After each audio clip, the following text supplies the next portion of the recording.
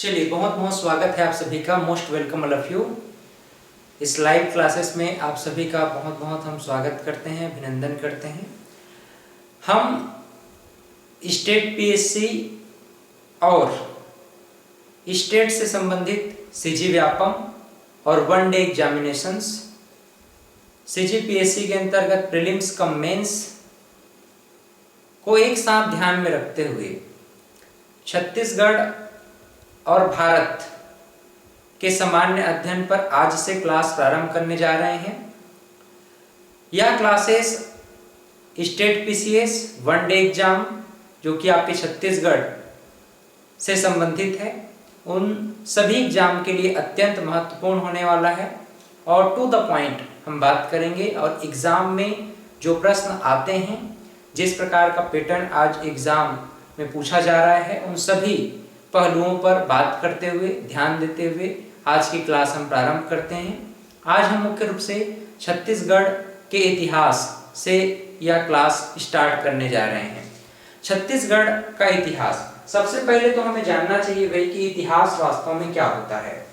पिछले समय में, पिछले जो कालक्रम रहा है हमारा, वहां पर घटित घटनाओं का हम एक कालानुक्रम दशा में, एक काल अनुक्रम के अनुसार, है ना, जैसे प्राचीन, मध्यकालीन और आधुनिक, प्रागैतिहासिक, आद्य ऐतिहासिक और ऐतिहासिक, तो एक क्रम होता है। सिस्टमेटिक ढंग से कालानुक्रम स्थिति में हम प्राचीन समय से लेकर के अब तक के जो भी घटनाएं हुई हैं, उन घटनाओं का क्रमबद्ध तरीके से जो अध्ययन करते हैं, वही अध्ययन क्या कहलाएगा? इतिहास कहलाएगा, हिस्ट्री कहलाता है।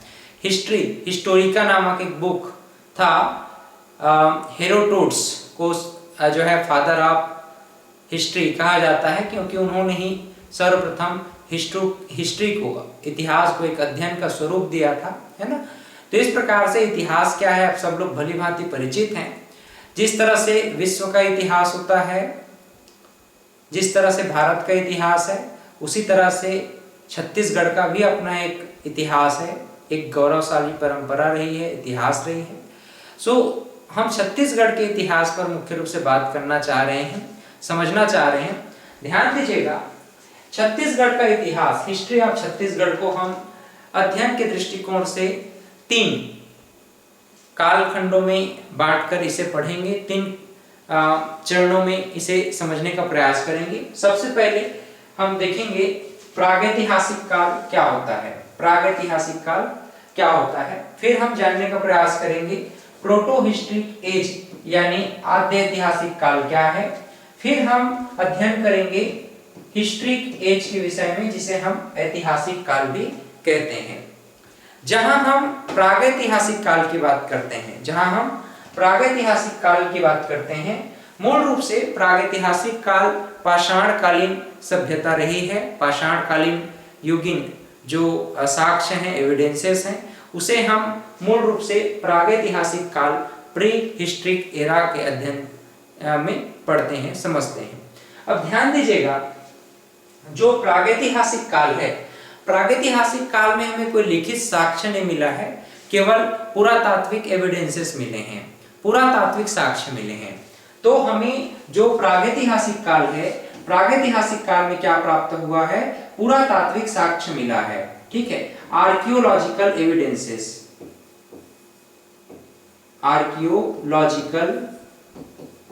एविडेंसेस प्राप्त हुए हैं। आर्कियोलॉजिकल एविडेंसेस का अर्थ है पुरातात्विक साक्ष्य। पुरातत्व का मतलब समझते हैं? पुरातात्विक मतलब जो पुरानी चीजें हैं जिनकी खोज की जाती है पुरातत्ववेत्ता, आर्कियोलॉजिस्ट के द्वारा। तो पुराने कार्बन डेटिंग के माध्यम से पुराने समय में जो भी हमें एविडेंस प्राप्त होते हैं, साक्ष्य प्राप्त होते हैं, उसका काल निर्धारण किया जाता है कार्बन डेटिंग के थ्रू, कार्बन C14 के थ्रू स्पेशली, है ना। तो इस प्रकार से जो आर्कियोलॉजिकल एविडेंसेस मिले हैं, हमें पुरातात्विक साक्ष्य मिले हैं, उन्हीं पुरातात्विक साक्ष्यों के माध्यम, पुरातात्विक साक्ष्य चित्र हो सकते हैं, कोई कुल्हाड़ी हो सकता है पत्थर का बना हुआ, किसी धातु का बना हुआ, है ना, कोई भी धातु हो सकता है, पदार्थ हो सकता है, कोई चित्रकारी हो सकता है, कुछ भी हो सकता है, लेकिन एविडेंस होना चाहिए। कैसा एविडेंस होना चाहिए? पुरातात्विक एविडेंस होना चाहिए, आर्कियोलॉजिकल एविडेंस होना चाहिए, है ना, पुरातात्विक साक्ष्य होने चाहिए। तो पुरातात्विक साक्ष्यों की जानकारी हमें प्रागैतिहासिक काल से मिल जाती है। लेकिन हम जहां बात करते हैं आद्य ऐतिहासिक काल की, जैसे आपने इंडस वैली सिविलाइजेशन सुना होगा, सिंधु घाटी की सभ्यता। तो सिंधु घाटी की सभ्यता में हमें साक्ष्य तो मिले हैं, तो पुरातात्विक साक्ष्य भी मिले हैं और कुछ लिखित साक्ष्य भी मिले हैं। लेकिन समस्या यह है कि लिखित साक्ष्यों को अभी तक पढ़ा नहीं गया।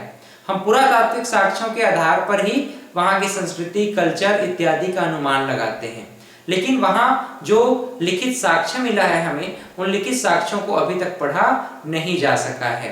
तो इस प्रकार से हम देखते हैं कि आद्य ऐतिहासिक काल वह काल है जहां पुरातात्विक साक्ष्य भी मिले हैं, लिखित साक्ष्य भी मिले हैं, लेकिन लिखित साक्ष्य को अभी तक पढ़ा नहीं जा सका है।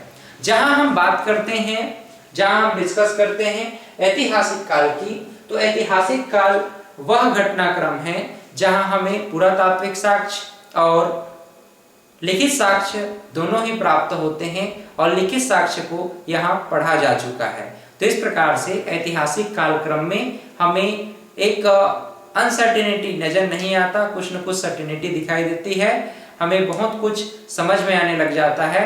पॉसिबिलिटी, इतिहास की पॉसिबिलिटी की सत्यता की जो पॉसिबिलिटी है वो ऐतिहासिक काल में अधिक स्पष्ट हो जाता है, क्योंकि यहाँ पर न केवल हमें आर्कियोलॉजिकल एविडेंसेस, पुरातात्विक साक्ष्य या फिर अन्य जो भी ऐतिहासिक साक्ष्य है, हिस्टोरिकल एविडेंसेस, आर्कियोलॉजिकल एविडेंसेस, साथ ही साथ हमें रिटन एविडेंसेस भी मिलते हैं, लिखित साक्ष्य भी मिलते हैं और लिखित साक्ष्य को पढ़ा भी जा चुका है। क्लियर? तो इस प्रकार से हम इतिहास को अध्ययन के दृष्टिकोण से 3 कालखंडों में पढ़ना चाहते हैं, प्रागैतिहासिक काल, आद्य ऐतिहासिक काल और ऐतिहासिक काल। सबसे पहले हम प्रागैतिहासिक काल को समझने का प्रयास करेंगे, जानने का प्रयास करेंगे प्रागैतिहासिक काल क्या है। हमने पहले ही आपको कहा ऐसा कालखंड जहां हमें केवल पुरातात्विक साक्ष्य मिले हैं, लिखित साक्ष्य नहीं प्राप्त हुआ है, उस काल को ही हम प्रागैतिहासिक काल, प्रीहिस्ट्रिक एज कहते हैं। इसे ही हम पाषाण काल, पत्थरों का काल भी कह देते हैं। जो प्रागैतिहासिक काल है ये भी 4 कालखंडों में बटा हुआ है। अर्ली स्टोन एज, पूर्व पाषाण काल, दूसरा है मेसोलिथिक पीरियड यानी मध्य पाषाण काल, तीसरा उत्तर पाषाण काल, तीसरा क्या है?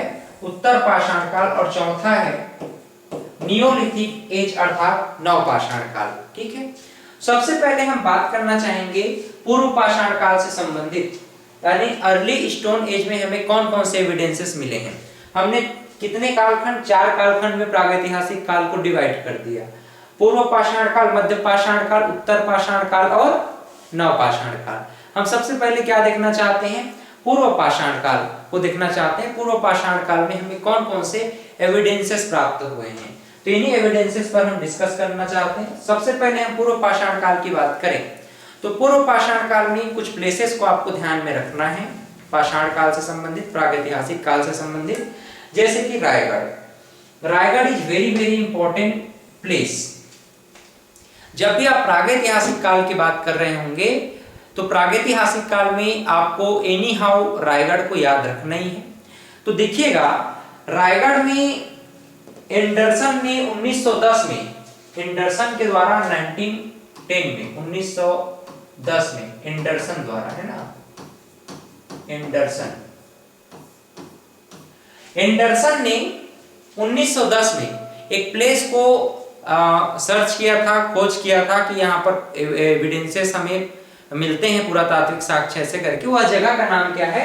सिंघनपुर की गुफा। बहुत बहुत इंपॉर्टेंट हो जाता है सिंघनपुर की गुफा या रायगढ़। रायगढ़ को शैलाश्रयों का गढ़ कहा जाता है।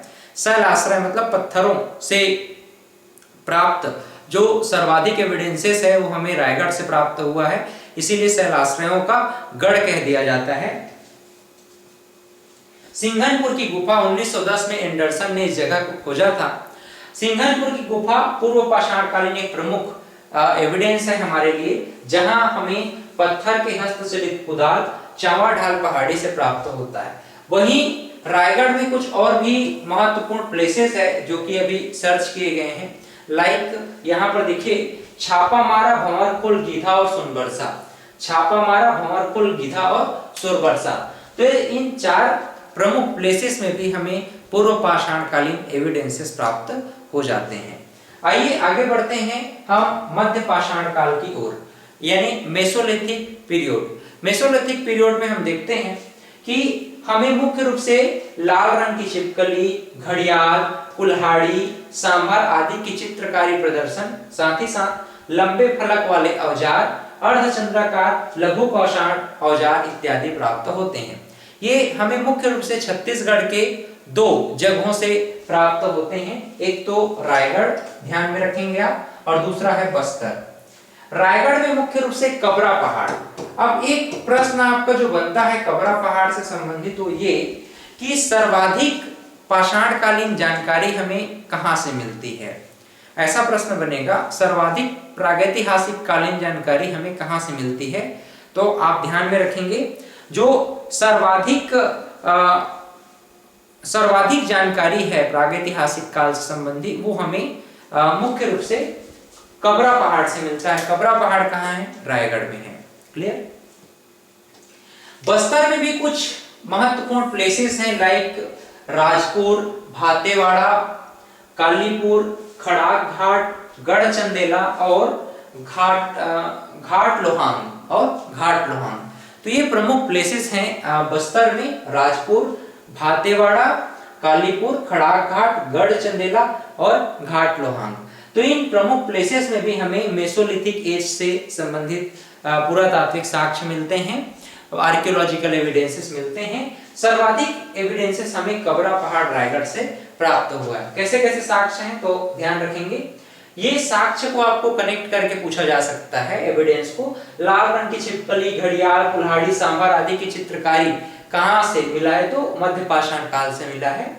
और लंबे फलक वाले औजार, अर्धचंद्राकार लघु पाषाण औजार, ये भी हमें मध्य पाषाण काल से संबंधित है। देखो, जो पूर्व पाषाण काल है वहां पर लोग बिल्कुल भी आदि मानव टाइप का रहेंगे, खाना बदोश टाइप का रहेंगे, यहाँ से वहां भटकते रहेंगे, गुफाओं में रहना चाहेंगे, क्योंकि लोग स्थायी निवास तो जानते नहीं थे। आज भी स्थायी निवास नहीं जान रहे हैं, लोग गुफाओं में रह रहे हैं। लेकिन धीरे धीरे आप देखेंगे कालांतर में, जैसे ही हम मध्य पाषाण काल से आगे बढ़ते हैं, जब जब हम मध्य पाषाण काल कहते हैं, अपने आप को थोड़ा सा इमेजिन किया करो कि हम मध्य पाषाण काल में पहुंच गए हैं, उस जगह को फील किया करो कि लोग कैसे रहते होंगे, है ना। लोगों के पास कपड़ा बनाने का कोई वो नहीं है ना, मतलब सेंस नहीं है उतना, मतलब बुद्धि का विकास नहीं हुआ है, लेकिन लोग सीखना चाहते हैं। क्योंकि मनुष्य, जैसे आप लोग दर्शन में पढ़ते हैं ना, मनुष्य के भीतर जन्मजात प्रत्यय होता है। अनुभववादी जो दार्शनिक हैं वो कहते हैं कि मनुष्य के भीतर जन्मजात प्रत्यय होता है, जो उसे कुछ खोजने को, सर्च करने को, कुछ इन्वेंट करने को प्रेरित करते रहता है। तो उसी तरह से मनुष्य का जो मन है हमेशा कुछ न कुछ जानना चाहता है, सीखना चाहता है, और इस प्रक्रिया को दोहराते दोहराते मनुष्य का विकास होते चला गया है। तो यही प्रक्रिया जो है मनुष्य पूर्व पाषाण काल में पूर्ण रूप से इधर उधर खाना बदोश कच्चा मांस को भी खा लेता था, जीवन जैसे तैसे जीता था। आगे चलते चलते धीरे धीरे मनुष्य का मानसिक विकास होता गया, शारीरिक विकास होता गया, धीरे धीरे कुछ नई नई चीजों की खोज करते चला गया, है ना। अपनी आवश्यकताओं की पूर्ति के लिए ही वह नए नए इन्वेंशन करने लगा, है ना। तो आगे चल करके हम देखते हैं मध्य पाषाण काल के पश्चात उत्तर पाषाण काल, इसे लेट पालियोलिथिक एरा के नाम से भी जानते हैं। लेट पालियोलिथिक एरा यानी कि उत्तर पाषाण काल। उत्तर पाषाण काल में 2 प्रमुख प्लेस आपको ध्यान में रखना है, रायगढ़ और गौरेला पेंड्रा मरवाही। गौरेला पेंड्रा मरवाही पहले बिलासपुर में आता था, अब गौरेला पेंड्रा मरवाही में एक स्पेशल प्लेस है धनपुर। तो धनपुर को पहले बिलासपुर में लेते थे, अब जब भी एग्जाम में पूछा जाएगा तो धनपुर को आप गौरेला पेंड्रा मरवाही में लेंगे, ठीक है, नया जिला बन चुका है। तो गौरेला पेंड्रा मरवाही में एक धनपुर नामक प्लेस है, और रायगढ़ में महानदी घाटी। रायगढ़ में क्या है? महानदी घाटी। तो इन 2 प्रमुख प्लेसेस से हमें मुख्य रूप से उत्तर पाषाण काल से संबंधित एविडेंसेस प्राप्त होते हैं, जहां पर साक्ष्य के रूप में हम देखते हैं कि मानव आकृतियों का चित्रण प्राप्त हुआ है। लोग जो है चित्रकारी इत्यादि कुछ इनोवेटिव काम करना प्रारंभ कर दिए, है ना, कुछ कलाकृतियों पर काम करना प्रारंभ कर दिए। लोग कुछ चीजों को समझना चाह रहे हैं, सीखना चाह रहे हैं। तो हम देखते हैं कि मानव आकृतियों का चित्रण हमें उत्तर पाषाण काल से मिलता है। इसके बाद हम देखना चाहेंगे नवपाषाण काल से संबंधित एविडेंसेस को। नवपाषाण काल की अगर हम बात करें तो नवपाषाण काल में एक तो प्लेस है रायगढ़ में टेरम, इसके अलावा हम एमएमसी की बात करेंगे मोहला मानपुर चौकी। मोहला मानपुर चौकी, चौकी मतलब अंबागढ़ चौकी, मोहला मानपुर चौकी रायगढ़ राजनांदगांव से एक जिला को डिवाइड कर दिया गया। देखो ये राजनांदगांव जिला है, राजनांदगांव जिला गोंडटीला आप देख रहे हो, तो राजनांदगांव जिला से ही एक अन्य जिला बनाया गया एमएमसी मोहला मानपुर चौकी इसे हम बोलते हैं, है ना। तो मोहला मानपुर चौकी में अब चितवा डोंगरी पड़ता है। पहले इसे हम राजनांदगांव में लेते थे, अब मोहला मानपुर चौकी में लेंगे। तो मोहला मानपुर चौकी में चितवा डोंगरी नामक एक प्लेस है, पुरातात्विक प्लेस है, जहां मुख्य रूप से इस जगह की जो खोज है, इस जगह की खोज भगवान सिंह बघेल और रमेंद्रनाथ मिश्र ने किया था। ये प्रश्न पूछा गया था, प्रीलिम्स में भी पूछा गया है, और आपके स्टेट पीसीएस से संबंधित अभी आने वाले जो एग्जाम है ABEO assistant block education officer और असिस्टेंट प्रोफेसर इत्यादि बहुत सारे जो CGPS से संबंधित एग्जामिनेशंस हैं उसके लिए भी इम्पोर्टेंट होने वाला है। इसके अलावा भी जो वनडे एग्जामिनेशंस हैं व्यापम के लिए, CG पुलिस के लिए, उन सब के लिए ये अत्यंत महत्वपूर्ण है जानकारियां। तो हम एक एक करके धीरे से सभी पहलुओं को ध्यान में रखते हुए अध्ययन करेंगे। आपको बस ध्यान से सुनना है, समझना है और नोट डाउन कर लेना है चीजों को, है ना। तो ध्यान दीजिएगा, जो नवपाषाणकालीन जो प्लेसेस हैं उसमें एमएमसी यानी कि मोहला मानपुर चौकी में चितवा डोंगरी पड़ता है, यहीं आसपास, है ना। तो चितवा डोंगरी की खोज भगवान सिंह बघेल रमेंद्रनाथ मिश्र ने किया था। तो इन प्रमुख प्लेसेस में हमें नवपाषाणकालीन साक्ष्य मिल जाते हैं। नवपाषाण काल में लोग कैसा जीवन जी रहे हैं? स्थायी जीवन जी रहे हैं। खाना बदोश जीवन त्याग दिए, लोगों ने कृषि करना प्रारंभ किया, यहाँ तक कि कपास से रुई निकालना और रुई से कपड़े बुनना भी लोग सीख गए हैं। तो इस प्रकार से लोगों का जो मानसिक और सामाजिक और पारिवारिक ग्रोथ हो रहा है, उत्थान हो रहा है, लोग जो है समृद्ध होते जा रहे हैं, धीरे धीरे बुद्धि का विकास हो रहा है, लोग नई नई चीजों को इन्वेंट कर रहे हैं, पहिए का आविष्कार कर लिए, आग से पूर्णतः परिचित हो गए। यहाँ तक कि नवपाषाण काल से थोड़ा आगे बढ़ेंगे, ताम्र पाषाण युग, फिर कांस्य युगीन सभ्यता, तो लोग तांबे से परिचित हो जाएंगे, फिर कांसे से परिचित हो जाएंगे, फिर महाजनपद काल में तो सीधा लोहे से परिचित हो जाएंगे। अब जब लोहा से परिचित हो जाएंगे लोग, तब तो विकास की तो एक पराकाष्ठा को प्राप्त कर जाएंगे। लोग कबीलों में न रह करके, नगरों में न रह करके सीधा सीधा बड़े बड़े राज्य और देश स्थापित करने लग जाएंगे, है कि नहीं। तो इस प्रकार से लोगों की जो मानसिक विकास है, मानसिक विकास न केवल व्यक्ति के मन का विकास करता है, अपितु उसके माध्यम से नए नए इनोवेशन करता है, खोज करता है, और पूरे समाज का विकास होने लग जाता है, समुदाय का विकास होने लग जाता है। तो नवपाषाण काल के आते आते मनुष्य खाना बदोश जीवन को छोड़ करके स्थायी जीवन जीने लग रहे हैं। अब लोग जो है कपड़ा बनाना सीख गए हैं, कपड़ा पहनना सीख गए हैं, परिवार क्या होता है, परिवार का महत्व क्या होता है, एक समुदाय में रहने का अर्थ क्या होता है, उसमें क्या सिक्योरिटी मिलती है, हमें क्या सुरक्षा मिलता है ना, उसका क्या महत्व है, इस बात को लोग समझना प्रारंभ कर दिए हैं। तो इस प्रकार से हम नवपाषाण काल में इन प्रमुख प्लेसेस को ध्यान में रखेंगे, चितवा डोंगरी और रायगढ़ क्लियर, टेरम, बोंटीला, चितवा डोंगरी, और दुर्गम एक प्लेस आप लोग याद रखना जिसको हम कहते हैं अर्जुनी। तो अर्जुनी से भी हमें मुख्य रूप से नवपाषाणकालीन एविडेंसेस बहुत सारे प्राप्त हो जाते हैं। हम कुछ विशेष टर्म्स पर आपसे डिस्कस करना चाहते हैं, लाइक पाषाण घेरे क्या होते हैं, स्टोन सर्कल क्या होते हैं, है ना। पाषाण घेरे, स्टोन सर्कल।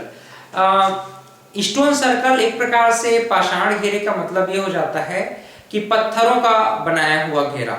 स्टोन सर्कल मतलब पत्थरों का बनाया हुआ घेरा। अब ध्यान दीजिएगा, छत्तीसगढ़ में दो प्रमुख प्लेस आपको ध्यान में रखना है, एक तो बालोद और कोंडागांव।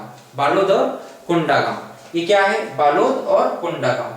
कोंडागांव में धनोरा, इसे गढ़ धनोरा भी कहते हैं। बालोद में करही, भदर, चिरचारी, सोरर, तीनों का नाम पूछता है, करही, भदर, चिरचारी और सोरर। करही, भदर, चिरचारी, सोरर कहाँ, बलौदा।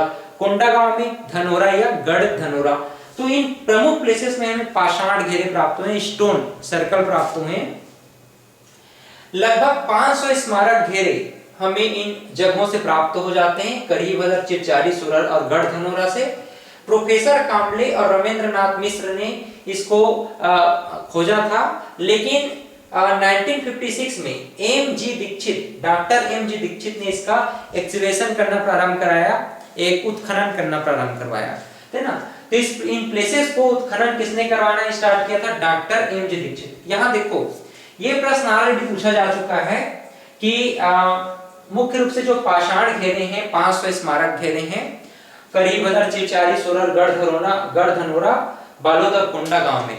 इस जगहों की खोज किसने की? ये ऑलरेडी प्रश्न पूछा गया है। तो आप प्रश्न का उत्तर जानते हैं, प्रोफेसर कांबले, रमेंद्रनाथ मिश्र, दोनों का नाम ध्यान में है आपका। लेकिन ये ध्यान में नहीं है कि इसका उत्खनन किसने करवाया था, उत्खनन करना प्रारंभ किसने कराया। 1956-1957 के around doctor M G Dikshit के द्वारा उत्खनन करना प्रारंभ कराया गया था। तो ये इंपॉर्टेंट हो जाता है आपके एग्जाम के पॉइंट ऑफ व्यू से, ठीक है। ये आपके लिए बहुत इंपॉर्टेंट हो जाता है, इसको आप लोग ध्यान में रखोगे।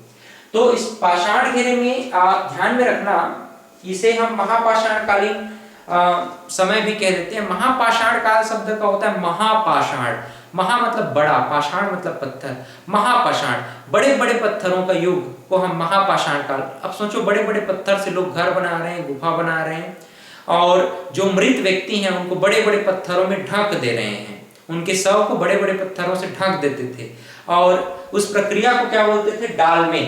तो ये भी एक एग्जाम के पॉइंट ऑफ व्यू से इंपॉर्टेंट हो जाता है। डालमेन क्या है? इसे हम महापाषाण पट्टतुंब कहते हैं, महापाषाण पट्टतुंब। तो आपसे एग्जाम में पूछा जा सकता है, महापाषाण कालीन पट्टतुंब क्या है, या महापाषाण पट्टतुंब क्या है। तो शवों को जो दफनाया जाता था, बड़े बड़े पत्थरों से ढक दिया जाता था, उसी महापत्थरों को, बड़े महापत्थर या महापाषाण को क्या कहा गया? डॉल्मेन कहा गया है, या महापाषाण पट्टतुंब कहा गया है। क्लियर? उम्मीद करता हूं पाषाण घेरों से संबंधित जितने भी प्रश्न हैं आपको क्लियर हो गया होगा। अब हम बात करना चाहते हैं कुछ रॉक पिक्चर्स की।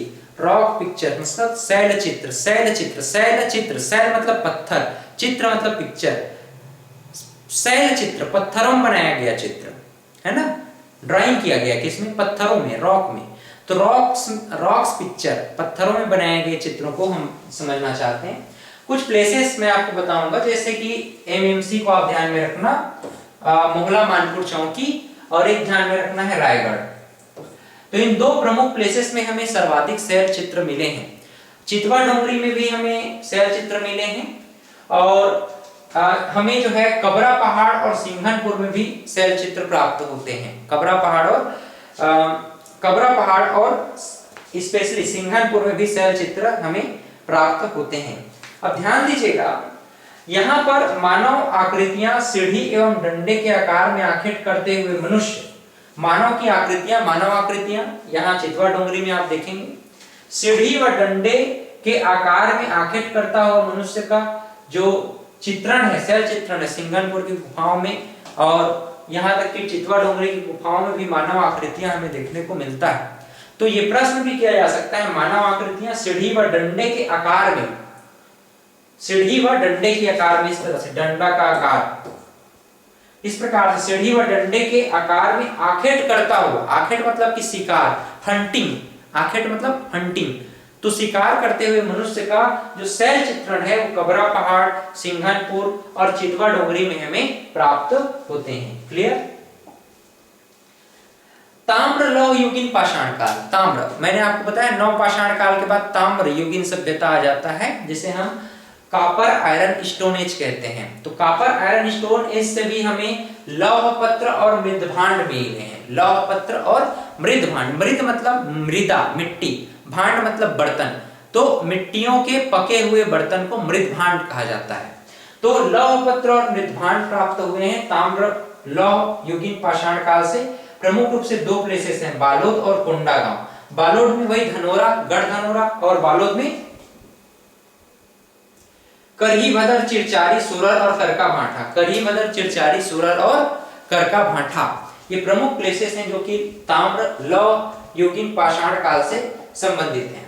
अंतिम में हम समझना चाहते हैं पाषाण कालीन स्थल एवं औजार, stone age tools and megalithic sites कौन कौन से हैं। तो हमें 3 प्रमुख प्लेसेस को ध्यान में रखना है। कौन कौन से हैं ध्यान दीजिएगा। एक तो सरगुजा में सीता बेंगरा जोगीमारा की गुफाएं, बिलासपुर में मल्हार और रायगढ़ में कबरा पहाड़। ठीक है, ध्यान रहेगा। तो हमने कहा कि भाई जोगीमारा और सीता बेंगरा को 1848 में कर्नल आउसले ने खोजा था, है ना। सीता बेंगरा को कर्नल आउसले ने 1848 में खोजा था। कर्नल आउसले, अगर कभी प्रश्न पूछा जाए तो ध्यान में रखना। कर्नल आउसले ने सीता बेंगरा नामक प्लेसेस को सर्वप्रथम खोजा था। ये कहां पड़ता है? सरगुजा में 1848 में। तो जोगीमारा और सीता बेंगरा पाषाणकालीन स्थल एवं औजार यहां से प्राप्त होते हैं सरगुजा से। बिलासपुर में मल्हार से भी हमें पाषाणकालीन स्थल और औजार प्राप्त होते हैं, और कबरा पहाड़ रायगढ़ से भी हमें पाषाणकालीन स्थल और औजार प्राप्त होते हैं। इस प्रकार से हम लोगों ने संपूर्ण दृष्टिकोण से पूरी तरह से प्रागैतिहासिक काल को अध्ययन किया है। प्रागैतिहासिक काल में हमने बहुत सारी चीजों को समझने का प्रयास किया। हमने क्या क्या पढ़ा है एक बार आप शुरू से देख लो। हमने जाना कि भाई छत्तीसगढ़ का इतिहास क्या है। छत्तीसगढ़ के इतिहास को हमने 3 कालखंडों में विभाजित करके आज हम मुख्य रूप से प्रागैतिहासिक काल को कंप्लीट पढ़ लिए। हम नेक्स्ट डे से ना आद्य ऐतिहासिक काल पर डिस्कस करेंगे। और एक बात आप लोग ध्यान में रखिएगा, जो आद्य ऐतिहासिक काल है, इंडस वैली सिविलाइजेशन, ये मुख्य दौर रहा है, और प्री वैदिक एरा, उत्तर वैदिक काल की यहाँ पर डिस्कस होती है, चर्चा होती है। तो इस समय छत्तीसगढ़ का कोई एविडेंस हमें प्राप्त नहीं होता, लेकिन जैसे ही हम पोस्ट वैदिक एरा की ओर आगे बढ़ेंगे, उत्तर वैदिक काल 1000 से 600 ईसा पूर्व 6ठी शताब्दी की बात करते हैं, तो हमें छत्तीसगढ़ से भी एविडेंसेस प्राप्त होने प्रारंभ हो जाते हैं। लेकिन इंडस वैली सिविलाइजेशन में तो हमें छत्तीसगढ़ से कोई एविडेंस प्राप्त नहीं होता। इसी कारण से हम आद्य ऐतिहासिक काल में छत्तीसगढ़ से संबंधित कोई भी एविडेंसेस प्राप्त नहीं कर पाते। फाइनली हम सीधा ऐतिहासिक काल में प्राचीन काल से प्रारंभ करेंगे। लेकिन फिर भी कल आद्य ऐतिहासिक काल में हमें कुछ कहां से जानकारी मिला है, या कुछ जानकारी मिला भी है या नहीं, वहां हम थोड़ा डिस्कस कर लेंगे। फाइनली कल हम ऐतिहासिक काल को डिवाइड करेंगे 3 कालखंड में, प्राचीन, मध्य और आधुनिक। फिर प्राचीन छत्तीसगढ़ के इतिहास को पढ़ना प्रारंभ करेंगे, और इस तरह से आपके तकरीबन 12 से 15 लेक्चर में हमने छत्तीसगढ़ को पूरी तरह से कंप्लीट कर देना है, और अच्छे से इसको हमको पढ़ना है, नोट्स बनाते चलना है। तो मिलते हैं नेक्स्ट क्लास में, तब तक के लिए इसी तरह से आप लोग पढ़ते रहें। Have a great day.